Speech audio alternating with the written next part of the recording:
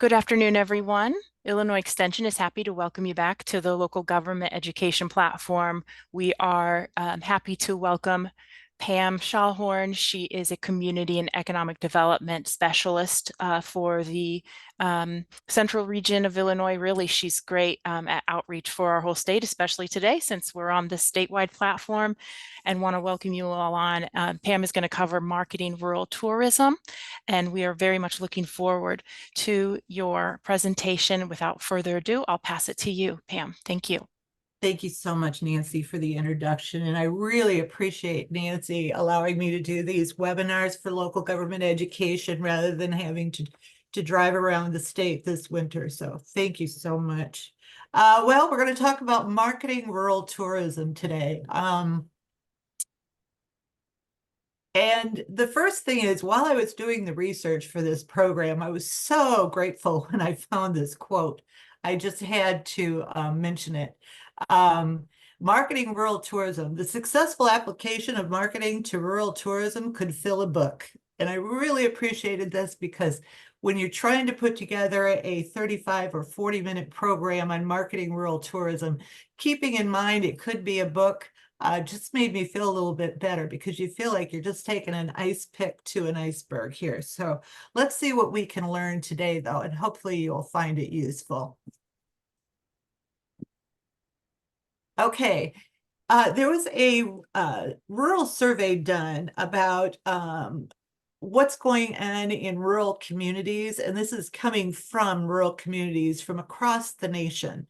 The 2023 challenges, there were plenty of them: housing shortages, inactive downtowns, losing young people, lack of childcare, not enough volunteers, ongoing lack of workers, and healthcare disappearing. And it could get sort of depressing. So what is it that we can do, though, in rural communities to try to make these communities more vibrant and build economic development while we're doing it?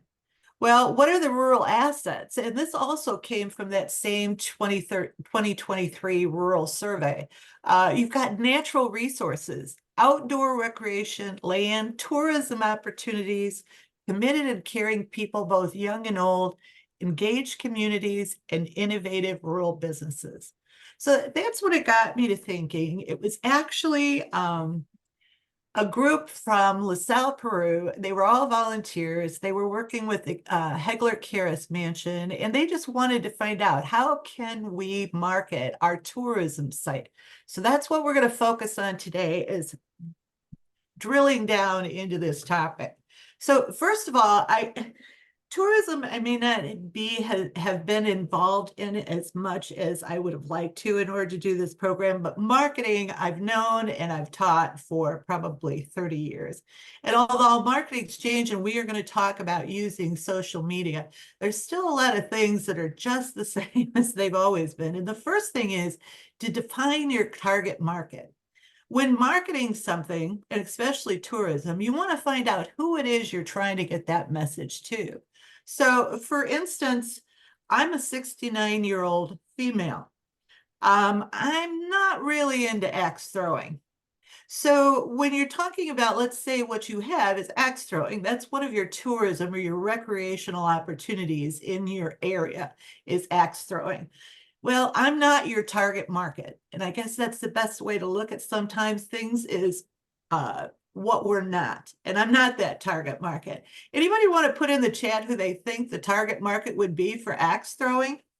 What age group, what demographic group? You want to put anything in the chat box? Because I'll open it up for a minute and take a look and see. One new message. Let's see.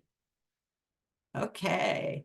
20 to 35, 18 to 45, millennials and Gen Z.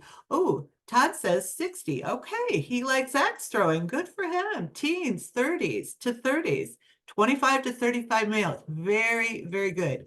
This is an important part, and this is the first thing you have to do. You take a look at the resource that you have, your tourism asset or resource that you have, and then you want to define that target market, because targeting that customer becomes the basis for your entire marketing strategy. Okay, and it's the first step in developing a market plan. Now, I think you did a great job, and For the gentleman who said 60, that's important too, because we're going to talk a little bit about how we market to these different generations in a minute. So thank you very much for your input. A little trouble moving the screen around today. Okay, now the other thing with tourism and the importance of marketing rural tourism is that I do a program called Reversing the Exodus. And in this program, I talk about strategies for attracting and retaining young adults, especially in rural areas, although it actually works a lot in urban or smaller urban areas as well. And this whole list are the things that young adults are looking for. But number 2 here, invest in youth priorities, especially outdoor amenities and recreational opportunities. And there's a gentleman named Mark White. He's a professor at the University of Illinois who did a paper about 6 months ago or so. And he says that in fact, I may have that on another slide. Here we go. Recreation-dependent counties grew more than twice as fast as the nation overall, and the Midwest recreation counties mirrored this trend. So if you're looking for growth, if you're looking for population to move back into your community, if you're looking for young people to move in, then you want to take whatever recreational, natural resource, tourism assets you have and make sure you get it out to that group, because that is what they're being attracted to. In fact, when we think of urban areas in Denver, Colorado, one of the #1 reasons those young millennials moved to Denver was because of the mountains, because of the recreation opportunities. So this is one of the assets that you could have that you may be underutilizing and certainly are probably not marketing enough. Now, I know we have some huge tourism, especially in Southern Illinois, Northern Illinois. We have tourism for Illinois, but they're not always, especially if you're talking about small rural areas, small rural communities, maybe 5,000 people, 10,000 people, 15,000 people, they may or may not have any access to organizations that are going to do this kind of marketing for them. So these are the people that I want to go over these things. And so it might seem a little basic for some of you, but for others, hopefully it'll work well. Rural communities have been losing young people, but now COVID, now the over 65 are moving out. And one of the #1 spots in the Midwest where these over 65s are moving to is Branson, Missouri. It's because of the tourism and it's because of the recreational opportunities. So not only does it attract the young, it also attracts the old. So go for the guy at 60 that's doing axe throwing. You want creative marketing campaigns, and you need to emphasize those natural amenities, your recreational opportunities, and you want to make sure it's geared to both young and older audiences. However, as we mentioned before, if you're looking at a particular asset that you're going to be marketing, you want to make sure you know who that target market is. You want it defined demographically, where they're coming from, how far they're coming, and so on. Okay. Now ask them what they want. If you're putting together a marketing plan or you're putting together tourism opportunities in your rural community, and I know a lot of communities are, I don't know if she's on today, but I was just working with someone that's coming up with some destination opportunities for Marseilles, Illinois, which is a small rural community in LaSalle County here in Northern Illinois. If you want to know what people want, you're going to need to ask them. So when your visitors are there, you want to ask them. You want to utilize surveys. You could create a young adult advisory panel, pull some young adults in to talk to you about what kind of tourism that they're interested in or what kind of ideas they have for your community. And hold community workshops. Bring them together to talk about what those assets are and how you can better market them. And I'm going to be talking about the I-Rural the I-Rural Toolkit at the end of this program. So when I mentioned I-Rural here, I'm going to explain that a little bit better in a minute.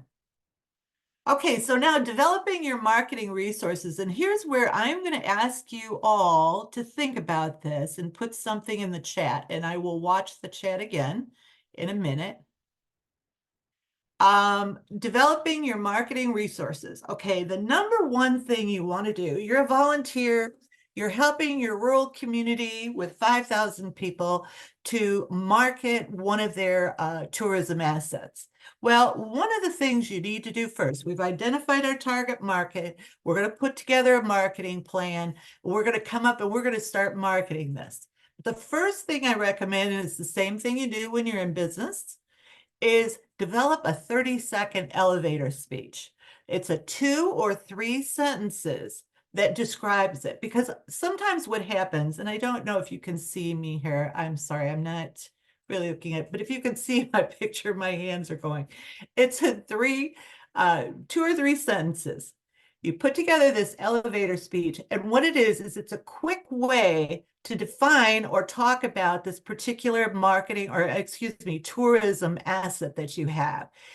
I know we've got a lot of people on board. Would anybody like to give me a shot or like to put in the chat an elevator speech for their actual, and I don't know how this activity will work online. I did it last October in person. It's a 2 or 3 sentences to describe a tourism asset that you have. Now, I know there's some people out there you probably could look over on one of your marketing pieces and put it there. Would anyone like to try that for us in the chat box? Talk about one of your tourism assets.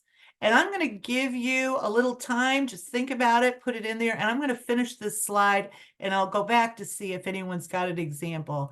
And I should have had an example myself, and I didn't bring one because when I taught this class last October, I had like 3 or 4 people coming up with ideas. So I'll give you some time, but see if you can put together a short elevator speech on what you do, what your tourism asset is, and how you want to sell that. And then we'll talk about the aspects of the elevator speech. Okay, paper marketing, although there are people that disagree with me, the research says that paper marketing isn't something most people are using, newspapers or flyers. But then Southern Illinois, they have a huge tourism bureau down there. They're saying that they produce these booklets on Southern Illinois and they run out of them.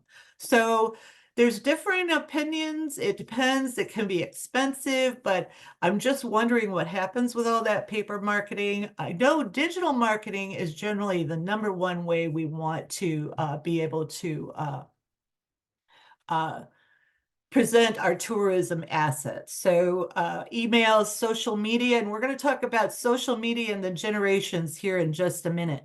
Short videos. This is something people are not using, and we really need to get used to using it. We're talking 15 seconds or 30 seconds. It's kind of like your elevator speech, but in a video. Those videos are so important when you're trying to market your tourism resources.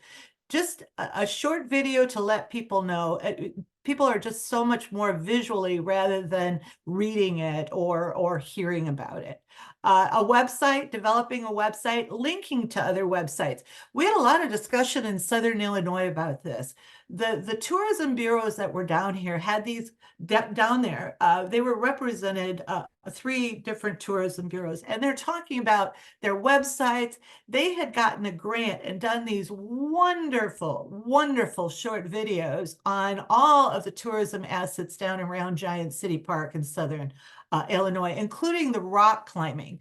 And rock climbing is becoming very popular. In fact, Jason Moore just started a rock climbing school in St. Louis, which is not far from Giant City Park. So they've gotten this grant. They've done all of these short videos, but very few people were actually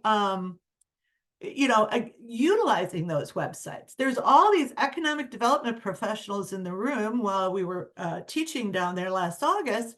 And I asked them, how many of you connect your site to these videos or to these tourism bureaus? If you're doing economic development, one of the things you need and what rural communities really need are workers. We hear it all the time, and we just saw it in the 2023 challenges from that survey. So you want this. So find a way to link to, bring that, those videos into you. Talk to your tourism bureaus and see if you can link to those videos, because it's a simpler way to show people what kind of resources and assets you have. And anyone that's doing economic development knows that right now they go out, they not only want to know that they can get land for a good price and they can get a good location and they're close to a highway, they also have learned that employees aren't going to be there to work or stay to work if they're not happy on the weekends. Millennials especially, they started it. They want a work-life balance and recreational opportunities, tourism opportunities, parks, natural resources. That's all a part of what they're looking for. So find a way to link to other websites. Influencers, I have not used influencers. There's a lot of them are available. Most tourism agencies know about them, or organizations know about them, but they are available, and they're people but it is something that generally you're going to have to pay for. We've got some things in the chat. Oh, yay. Thank you so much, everyone. It's kind of hard when you're giving a webinar. You feel like you're way out here in Never Land, but okay. We've got Laura's here. I'm going to read it. Wheels of Time Museum is a highly interactive museum with 6 buildings and outdoor exhibits, including our train display. The museum's mission is preserving the past for enjoyment and education of future generations. It's where history is fun for all ages. I like it. You might want to make it just a tiny bit shorter because you want to be able to say it. But what it is thank you so much. And I love this. I love it too. I'm going to put a love up here. Let's all react to hers. Thank you very much. She's going to get loves and happy faces. This is great. You want to make sure in an elevator speech, you tell them what's in it for them, because that's what people want to know. So what's in it for them? You also want to make sure it's short enough and it describes what you have, so that you're not, because what happens sometimes when people say, what is this tourism asset you have? Or what can we do when we're in your community? We have a tendency to talk like I am now, talking and talking and talking and talking. Whereas if you've got this and you've got it memorized, then you're ready to go. And this is very good. Thank you so much, Laura. Visit the village of Shabana and enjoy all of the family-oriented outdoor recreation opportunities from Shabana Lake State Park and Chief Shabana Forest Preserve. Enjoy the natural beauty while golfing, kayaking, hiking, or biking, or just enjoying time with your family. Nice job. Okay. Oh, Joellen, hello. Hello, Greenville. God, it's nice to see you.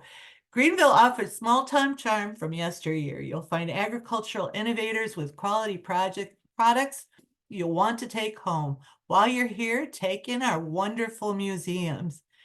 That is really good, but you have way more than that, don't you, in Greenville, Joellen? And congratulations on all the work you've done with your entrepreneurship down there. It's really exciting. I see you on Facebook all the time. Thank you. But what this is once you've got that 30-second elevator speech, what helps with this, okay. Sorry, Terry, I got off on your question. I'll wait for that one till the very end. Is that okay? Will you pick that one up? I was thinking it was something, Nancy, when we get to the end, will you make sure we can answer Terry's question? Okay, Mercer County. Okay, is this, visit Mercer County. Mercer County offers a blend of outdoor recreation and small town feel. From motorsports, kayaking, and browsing our list of local shops, you are sure to enjoy your time in our charming community. Yep, and you know what? I love all of these. The one thing you might want to do is find out what you can say is, where can they go to get more information? Where can they go to get directions? Where can they go? Maybe it's a website. And if you do a website, see if you can't figure out how to make a short link on that. But putting that website where they can go for more. These were great. I love them. And then you memorize them. Your volunteers or whoever you are, you memorize your 30-second elevator speech. And when people are in your community, you give them the speech and boom, they can find more and hopefully they're interested in staying. Okay. I am not. All right, here we go. Now we're going to talk a little bit about how we message to these generations, these different generations. We've established who our target market is. We've put together a 30-second elevator speech, and we're putting together a marketing plan. In that marketing plan, we want to do social media. We don't know if we want to do paper marketing, but we might. We're thinking about what types of marketing we're going to do, but let's take a look at these different generations, because when we identified that target market, one of the number one things was the age. Now, it can be gender, it can be other things as well, but age has a lot to do with it, especially when we're talking about, hiking, biking, natural amenities, recreational opportunities. So let's talk about them. The silent generation, first of all, they're very formal. They like please, thank you, sir, and madam. They use good grammar, and they combine image and narrative. Their generation, the oldest generation, actually older than mine, born between 1928 and 1945. Social media is all new to them. The internet's pretty new to them. This is not something they grew up with, like the Gen Zers, who were all born after the iPhone was invented. So you want to use good grammar, combine image and narrative. Media preferences, though, are newspapers, flyers, more traditional media outlets, maybe email, and you want to use images. Now, there may be some silent generations on Facebook, but it's a very small amount. Social media is not the best place to find silent generation unless they're very young thinking. And some, if they're still in business or they're still in say, county government or city government, they may know more about social media, but for the most part, no. When you're advertising to them, the number one thing they're looking for when they're talking about tourism and they're talking about recreational opportunities and natural is accessibility, promoting accessibility. How are they going to get there? How many steps are there? Are they going to have to walk? This is critical when you're marketing to this generation, born between 1928 and 1945. Now, we all know a lot about the baby boomers, and we were a pretty big group. Now it seems like the millennials have taken over, but yep, pretty big group. Never refer to them in any of your marketing as aging, elderly, mature, or senior citizens. We are fighting aging with all our might. Communications, they also like well-written copy. I even have people on Facebook who are my friends, my same age, that actually show me that I have, made an error in spelling in one of my Facebook posts. So just to give you an idea of how well-written copy they want, what kind of well-written copy they want. Now, their media preferences, they are the largest users of Facebook. Okay, Facebook 83%, email, YouTube 52%, Twitter 4%. So you notice you don't even see Instagram, you don't even see Twitter, you don't see TikTok. And many in this age group are sticking solely to Facebook. So if you're actually going to be messaging or marketing to this group, 1946 to 1964, which makes, let's see, the youngest ones are 60. The oldest ones, I'm not doing the math in my head right now, but we are moving into our 70s or already in our 70s. You want to use images, definitely use images. And when you're promoting this, promote health advantages.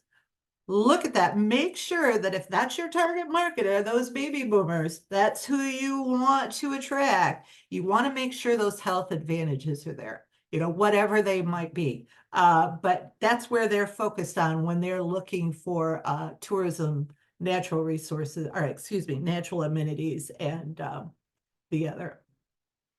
Messaging to Generation X now. Generation X, a little bit younger. Communications use colorful images and show diversity.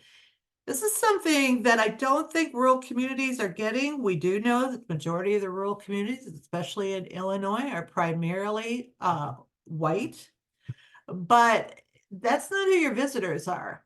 And that's not who you want your visitors are. In fact, in a minute, we're going to talk about Gen Zs, and over more than half of Gen Zs right now are of a minority. So we need to keep this in mind. We have to show diversity. You know, when you're picking out what kind of photos, stock photos you're going to use, you want to keep that in mind because this is very, very important to this group and even more important as we go to the younger ones. Media preferences, Facebook 76%, they're falling off a little bit. I am finding out in the research and the feedback I get that the reason these younger generations are on Facebook is generally because they want to keep up with their family, older members of their family, and friends through on Facebook. But now here we have Instagram, 47%, Pinterest, 40%, LinkedIn, 40%, and Twitter, 39%.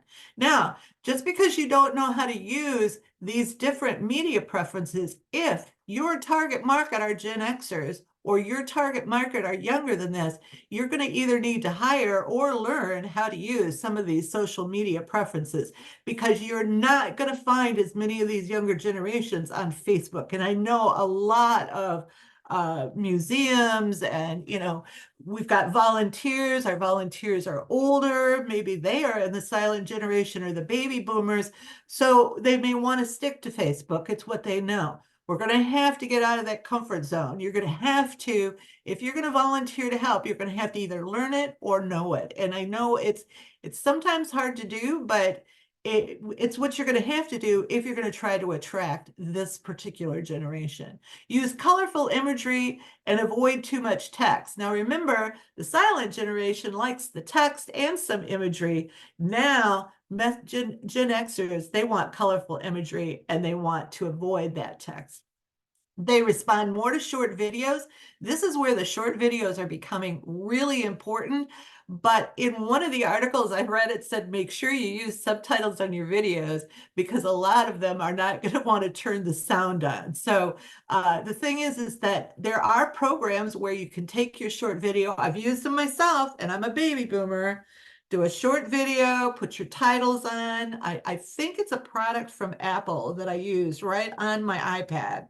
But to be able to put those subtitles on and create those short videos, and if you're going to be marketing, doing social media marketing isn't something you can sit down and do at the end of the month and be done. Nancy, I think you probably know this just doing the LGE program.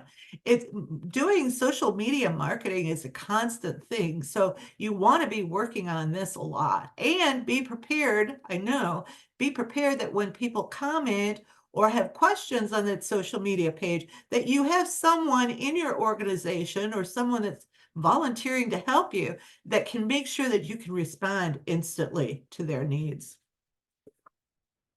Okay, here we go with the millennials.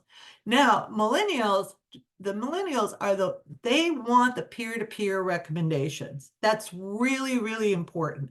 So I would think influencers would be important, but also if you've got younger people that want to talk about, that's where I talked about getting a young adult advisory panel to help you with your tourism. And especially even if you're a director of a tourism bureau, I recommend this because you want to get their point of view, unless you yourself are a millennial and between those age groups, so you understand that group.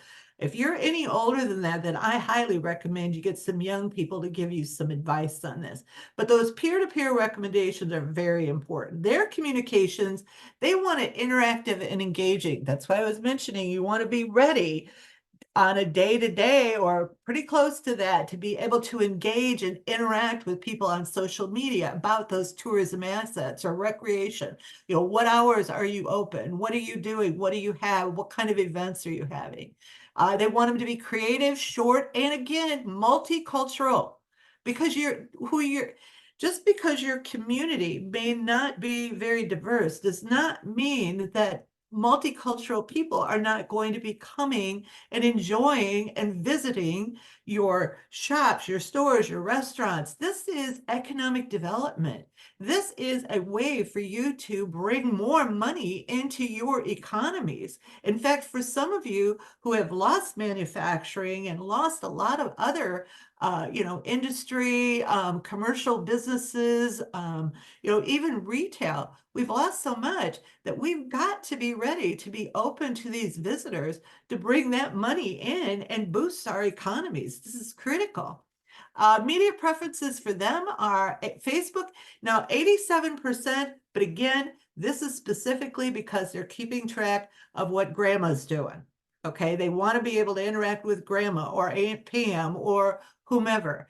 Facebook, YouTube, 86%, Instagram, 71%. They are very much into Instagram, Snapchat, and Twitter. There was one article that recommended if you're specifically going after millennials, definitely get an Instagram account and get out there and use that. And again, we talked about and Twitter, perhaps, which I think they call it X now. I was going to change that, but all the research-based articles I was reading use Twitter, so I haven't changed that yet. Now, finally, Gen Zs, this is it. Zoomers, they're not calling them boomers, they're calling them Zoomers. I like that. Zoomers are the most diverse generation with more than half coming from different minority groups. So the thing is, if you're going to be messaging to Generation Z, you are going to be messaging to multicultural group, a huge multicultural group. Okay, another thing is these young people were born after the iPhone was invented. They are the most technological savvy. The millennials had it going, but the Gen Zers, they're coming in and they're prepared. Communications, they want them interactive and engaging and use short videos, simple and short. Tell me what I want to know. Multicultural. They use Instagram. They are the kings and queens of Instagram, Snapchat. Facebook is only 36%. And again, that's probably only, like my niece in Florida says, Aunt Pam, the only reason I'm on Facebook is because I want to communicate with you. So using Facebook to get Gen Zs is not going to work, even if that's the social media platform that you're familiar with. And Instagram activity is especially significant. So you will be getting a copy of the slides and the recording for this program. So hopefully no one's taking screenshots and notes. I meant to tell you that at the very beginning of the program. Okay, most popular outdoor activities ages 6 through 17, just so you know this, is biking, camping, fishing, running, and hiking. Now, the reason I pulled this one up is because you're probably not going to, although maybe the 16, 17-year-olds, you might get them with Instagram. You're not going to your target market is not these young children, is what I'm saying. You're going to target the older generations. There's going to be millennial parents, Gen Xer parents primarily. Sometimes grandmothers and grandfathers get involved in taking their children on vacation and things like that. But you're really going to want to look for, if these are the young people that you want to attract, then you're going to have to target market and use some of this advice that I've given you for those older generations, the millennials and Gen Xers specifically. Now, I'm talking about rural communities here, and I'm working with lots of them, and I see this all the time, and I'm putting it out there. This is not just for all of you that volunteer, but this is also for the directors of those tourism organizations. I so appreciate you being here, taking your time, because I know some of this you may already know, but you want to make sure that in your community, these rural communities, if you want to attract tourists, you want to build your economy around this tourism industry, you want to make sure that you have great customer service skills, your volunteers, your shopkeepers, your residents, etc. You want them to be community champions. And I have a perfect example. It's Greenville, Joellen. In Greenville, I was there one day. I was downtown. I was looking in an antique shop window, and up walks an attorney. And he says, "Is there something I can help you with? Are you looking for something?" Great opening line for customer service. And I was like, well, I was thinking about going to one of these antique shops. He says, "We have 5. He says, "There's here, here, here, here." That is what you want in a rural community. If you want to market your rural community, you want to get down to the point where your residents are open and welcoming to visitors of all shapes and sizes. You want to make sure they know you want them here. You want them to spend their money here. You want them to enjoy themselves, and you want them to not only come back, but to go back home and tell everybody about it. You want them to put it on their Facebook and their Instagram and their TikTok while they're there. You also want competition or cooperation between your tourism recreation sites, not competition. You want to work together to draw people in. It's not just about one museum, it's about the visitor experience. If they come to one museum and another museum and then to a restaurant and then to the longer you can keep them in town, the longer they're spending money, the more impact it's going to have on your economy. And be a welcoming community. I think as you're learning how to do this, these customer service skills, working with your tourism, you're being welcoming, not just to the visitors, but also to new people moving into town. And that is what the number one reason, the feedback I'm getting from people that, young people, especially the millennials and Gen Zers that have moved back into rural communities, but then eventually left, is because we weren't welcome. We didn't feel included. It's like we didn't fit, or we didn't feel like we fit. You don't want people to feel like that in your community, and especially not tourists, not your visitors.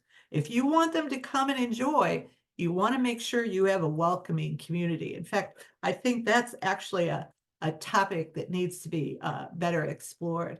Now, the I-Rural project, I'm going to go through this pretty quickly so we can get done by quarter till for sure, and I can go through the chat. Nancy can help me with questions. Empower the community for tourism development. A group of people at the University of Illinois and in Extension, Mike Delaney is on the call. I believe Nancy also was involved in this. They created a I-Rural tourism toolkit.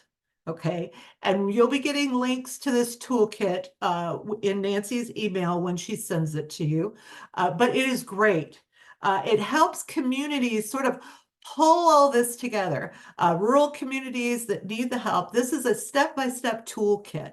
You can create an asset resource inventory. They show you how to do that.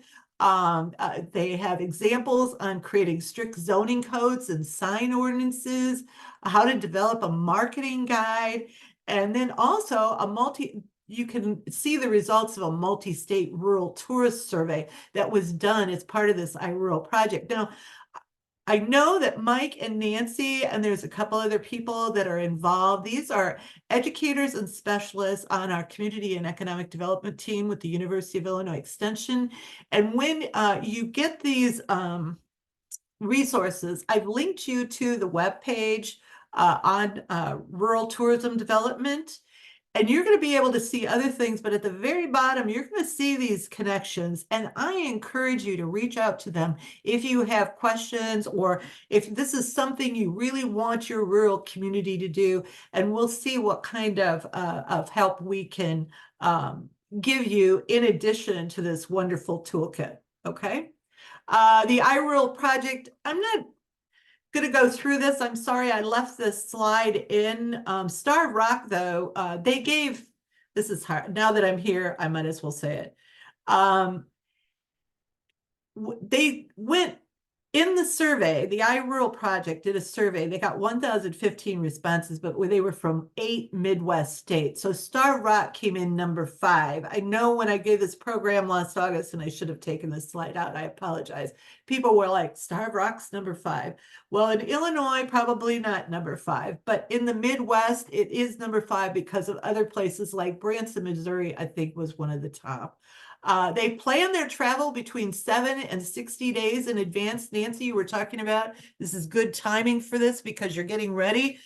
You want 7 to 60 days in advance, but if you want them to start coming, for instance, in say May, that's when you start to open up your season. You want to put together a marketing plan now. You want to start putting together all your resources so you can have your social media and all your other marketing pieces ready to go. So it is a good time. And then where's the primary information sources? When people travel, they get it from friends, family, and colleagues. Or a previous visit, which that's what I was talking about, those visits, when those visitors are in your town, it's everybody's responsibility to make sure they want to come back. because they're going to go back and tell their friends, oh, I had such a great time when we were down in this town. It was so fun. You've got to go. Social media is the third, search engines is the fourth, and then websites, apps, and brochures is the fifth way of getting information, which is what we've been talking about, is how do we get that information out and who's giving it to them? The I-Rural project, the survey results also included the rural attributes liked the most, natural scenery, attractions like tourist sites, and food. And then the rural attributes liked the least, a long travel to a destination, lacks of shops and stores, lack of recreation opportunities, poor facilities and infrastructure. Well, the thing is that most rural communities, there's going to be a long travel to destination. You just want to make sure when people get there, you're welcoming, that you welcome them and they feel good about it. Lack of shops and stores. Some people have worked on this, and you do markets. You have markets that are available with pop-up shops. I talk to a lot of people about this. And of course, if there's a lack of recreational opportunities, they get there, it's not there. They're probably not going to come back. They're not going to recommend. So we need to take a look at this stuff and try to work on some of these things that we can. And that's another thing, getting over that competition and starting to work together, because all of these things come together. You can have the rock climbing, but they're also going to want a burger for lunch or for supper. They're going to maybe want a craft beer. All of this goes hand in hand. It's not just about that one tourism access. Okay, this is going to be, you will be getting these links in Nancy's follow-up email. And Nancy, I'm going to let you go ahead, and you want to go through some of these questions for me? You bet, Pam. So the first question was about there was somebody, we were talking about doing that elevator speech, doing that very quick elevator pitch. Someone had talked about, in my experience from running a nonprofit, a major problem and challenge is getting people to volunteer. That was a comment that was kind of talked about in the mix there. That it's just a problem, not just at the community level, but sort of everywhere, and didn't know if you had some advice about volunteering. Well, I do a little bit, because generally the volunteers we've been relying on are the silent generation and the boomers. And what's happening is you're not getting enough young volunteers. Over the course of the last 8 or 9 years, I can't tell you how many young adult advisory panels we've given. And we've asked this question. It's one of the questions at the very end is, what would make you volunteer? Why aren't you volunteering? Well, a lot of it is, at least for the older generations, meetings were in person. They were in the evening. They sometimes ran on for 2 hours or 3 hours. And, it was the way we did things. Okay. Robert's Rule of Order. And, even if you were volunteers, like, I was working for the Bureau County Historical Society years ago in our museum. But what you need to do is, one, take a look at how you can meet with those volunteers. Keep it easy, meet via Zoom, or, make your meetings short. Make them a Zoom meeting at lunchtime so they can get it over the lunch hour, and tell them to just bring a brown bag and meet in front of a Zoom. So one is accommodating them with that. The second thing that came up a lot, and I see this especially in events that people do every year and they're not getting their volunteers, is because, well, we've done this event for 20 years. This is the way we do it. We don't need any input. All we need you to do is come, show up, be strong, move the tables and the chairs. Millennials especially do not resonate to this sort of approach at all. They want to be included in the decision making. They don't mind helping you implement. They don't mind putting up the chairs and the tables, but they want to be a part of it. So if you're saying, oh, we're having this event and this is what we need to do, you need to have them on board and part of the planning stage, get their feedback. And I'm going to tell you, a group in Centralia, the majority of the control in the organization were women older women over the age of 70. They finally opened up to the younger people. And oh my gosh, instead of one event, now they have 5 or 6 events. Once the young people were involved and they were in young, okay, in rural community, young is 50 and under. Okay, just so all of you know who I'm talking about. Once they got involved, once they felt like they were part of the decision making, well, then they were on board. They enjoyed it. They even brought back some of the older, in Lamoille, Illinois, they brought back the Buffalo Days. I couldn't believe it. They brought back Buffalo Days, but these were young people, a group of young people that said, we loved it when we were kids. We just loved it. We love the parade. We love this. We want to bring it back. But it was their decision. So I think those are two things. Is one, meetings are way too long. You're taking up way too much of their time talking about things. And the second thing is to make sure that they're involved in the decision making in whatever you're doing. And also, if you are over, say, 60, and you have a young person that knows how to use Instagram and your target market is young people under 30, well, then even if you feel you should be managing that project, you need to give them a lot of breathing room when it comes to creativity. They understand the age group. They understand that demographic. I would not. I do not. So, that over 60 is not going to be able to relate. I'm not saying every over 60 can't relate to a 30-year-old on Instagram, but for the most part, no. And so you need to get the advice and follow that advice. Respect the advice that they have. Respect those younger people. Does that help? Yes, thanks. There was a question about the governor's tourism conference, and some folks from small communities. There was a question on whether you think there is value in attending that conference as a You small know, community to go to that conference. I have never been to the governor's tourism conference. Has anyone else been to the governor's tourism conference? And so maybe if you have, you can If put a you comment in have, the just go chat. ahead and comment for our whole group here. I would really appreciate it.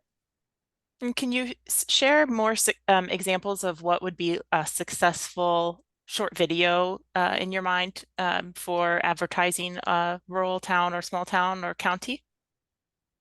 An example. Ooh, okay. I had put some in there. I had thought that Yeah, there was an interesting topic that came up in a nice conversation we had with Havana, Illinois last year around okay. the I-Rural project, and some attention was brought to a certain Angie Ostazuski. She was a New Yorker who moved to Peoria, and I know this is like a Peoria example, so, but she did some short videos about, gosh, why I like this place, and she has like 32,000 followers, and then they saw like a 400 some uptick in, I don't know how they decided that maybe those folks had moved to Peoria because of her, but somehow there Wow. were people moving because of this influence. And so videos like saying, oh, this is what I like about this town. I see, here's something cute. I see this mural. I love this mural. Wow, this nice person. Just a short video about someone nice they met, or like a plate at a diner that they ate from, or something like something they think is interesting about that place, very short, Yeah. and putting it on TikTok or something like that is can really draw in attention. They had also mentioned that 75% of people who end up coming there is because of reviews from a connection. So again, the influencers or someone they know on social media that said, I went here and liked it. And so then they decide to go. Yes, and Terry just mentioned those short videos on the Oregon, Illinois website. I've seen those. Those are very, very nice. I also saw those short videos in Southern Illinois. One of the things you've done for me, Nancy, I'm giving this program again a month from now, in person, is that I'm going to look up and try to get some examples of the short videos, maybe even of some other posts, but certainly that at least one or two that maybe download into my program and run, because I think examples would be. Yeah, the Star Rock hiker videos on their site are excellent, Todd. Yes, in fact, there were hiker videos, rock climbing videos for down in Southern Illinois. But like you said, it could be in a restaurant, or it could be more about what you're looking at, that whole experience. That's the word I'm looking for here. What you want, when you want those visitors come in and you want them to get the whole experience. We know these rural communities have a lot of resources. Sometimes working together, being welcoming, is kind of tough, but I think that's what we have to start to focus on. But thank you, Nancy, for those great examples. I appreciate it. And you too, Terry. I appreciate that. Some great examples in the chat too from some Yeah, of I our see that. participants. Yeah, I was not, like I said, I wasn't at the Illinois, I've never been to the Illinois Governor's Tourism. I've read their reports that have come out, but I've never been to that. So I'm not seeing anyone here. Someone here's the info on it. Thank you. But I'm not seeing that someone is gone and just thinks it's the end all. So I don't know if it's And I also want to let everybody know that I have gone ahead and enabled microphones. So if you oh, prefer to ask your yes. question just out loud, you can unmute yourself and ask now as well. Or you have suggestions for the group from these questions that I haven't been able to answer sufficiently. Todd? Pam, I'm interested in what a county or community could do to generate additional tourism appeal. What can do? Uh, what people could do to generate additional tourism appeal. Well, And I'm I thinking think maybe tourism attraction, but then that's costly. yeah, tourism attraction is costly. First of all, you want to look at the assets you already have. Probably one of the things that I think is the most critical is a revitalized downtown in the rural area. If they're going to come into town and they've got a tourism attraction to come to, that might get them there, but that's all they're going to do if they're, and I think when we were talking about Greenville, Illinois, they have a beautiful downtown area. I think the director of tourism for Jacksonville was on. Their downtown area is great. That's really important because they're going to be looking for restaurants and yeah, you can grab a McDonald's or even a Starbucks off the highway, but you want to get them and you want them to have to be there. And of course, there are some there's wine tours and things like that. But I think a revitalized downtown is really critical for rural communities. They really need to focus on downtown redevelopment if they haven't already been doing it, or they don't have it, because you need to do more than just go to the visitor site. Another thing too, in LaSalle, Illinois, and they're still having issues with this. They have the I&M Canal there, but there's nothing open on Sundays. I think just one restaurant downtown is open on Sundays. So people are coming down. Before the lockdown, and she was getting 80,000 visitors a year. So people are showing up on Sundays, and then there's no place to eat. They're going to have to go back to Starved Rock, or they're going to have to go to Utica or go to Ottawa. So they are trying to work on that. It's just the Uptown Bar and Grill which Uptown Bar and Grill is a fabulous restaurant. So that's great. That's open. I think that's the only thing that's kept her numbers up on a Sunday, is because of that, because otherwise there's nothing to do. Anybody else? Because feel free to open your mics if you want to. I'm ready. Yeah, Pam, and you had mentioned there was a Midwest survey, and you had included a link to that, and I'll just go ahead and put that in the chat as well. Yeah, I they're going to also be getting that in the emails. Yep. They'll get that in your email. The list I sent you this morning to put in that follow-up email, all of those are on there, but it's great you've got them in the chat too. Any other questions, suggestions? And Pam, if you have any takeaways or anecdotes that you want to share also at this time, that would be great as well. Well, I just want to say hello to some people out there like Courtney Yockney, Jennifer Olson. Jennifer Olson has done a fabulous job down in Marion, Illinois. Jennifer, I don't know if you know, but I just recommended sent some of the photographs of your murals you're doing in downtown Marion. So, you know, kudos to you for sure.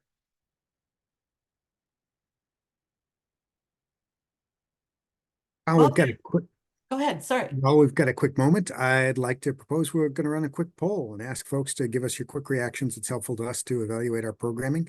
That'd be We'll great. run this and then perhaps take time for one or two more questions. Thanks, Mike. Thank you, Mike. And Pam, you're getting some kudos in the chat. Oh, good. Thanks. Thanks, Beth.